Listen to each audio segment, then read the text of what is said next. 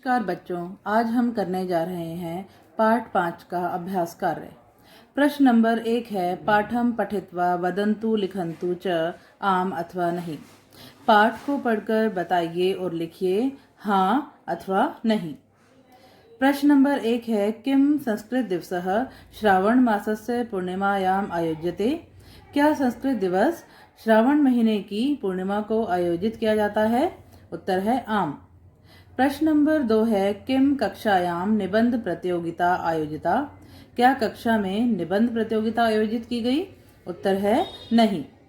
प्रश्न नंबर 3 है, किम कक्षा द्वयोः वर्गयोः विभक्ता आसीत्। क्या कक्षा 2 वर्गों में विभाजित थी?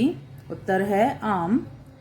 प्रश्न नंबर 4 है, किम वेदाः चत्वारः सन्ति। क्या वेद 4 हैं? उत्तर है आम। प्रश्न नंबर 5 है, किम लौकिक संस्कृतस्य रामायणम आदि काव्यम कथ्यते। क्या रामायण को लौकिक संस्कृत का पहला काव्य कहा जाता है? उत्तर है आम। प्रश्न नंबर 6 है, किम कादम्बरी कालिदासेन रचिता अस्ति।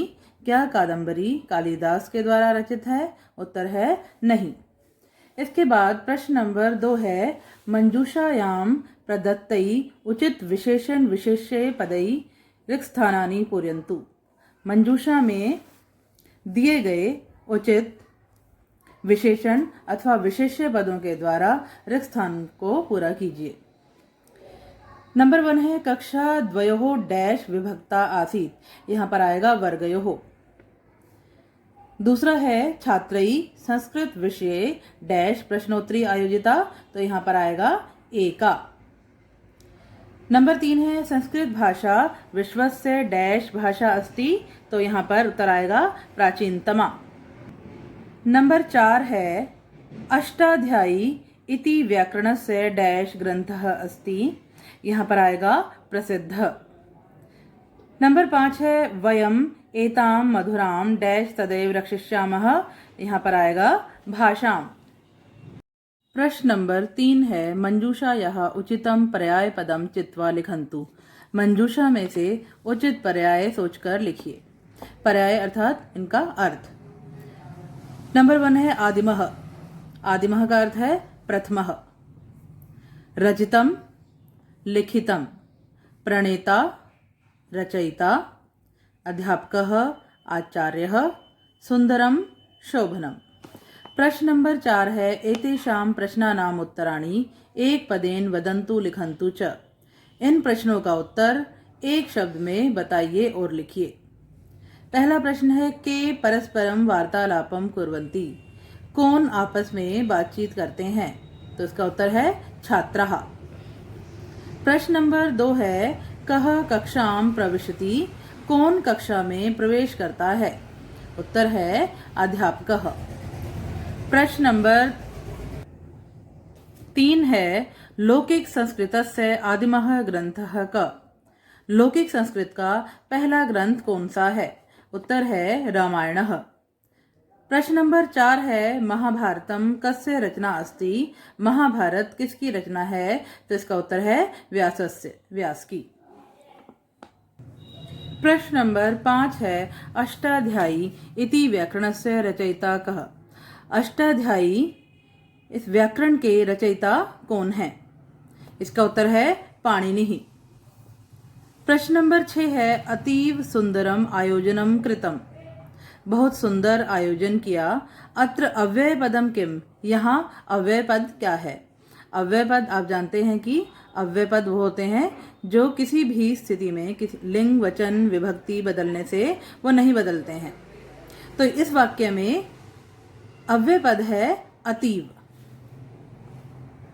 प्रश्न नंबर 5 है, एतेषां प्रश्नानाम् उत्तराणि पूर्ण वाक्येन वदन्तु लिखन्तु च।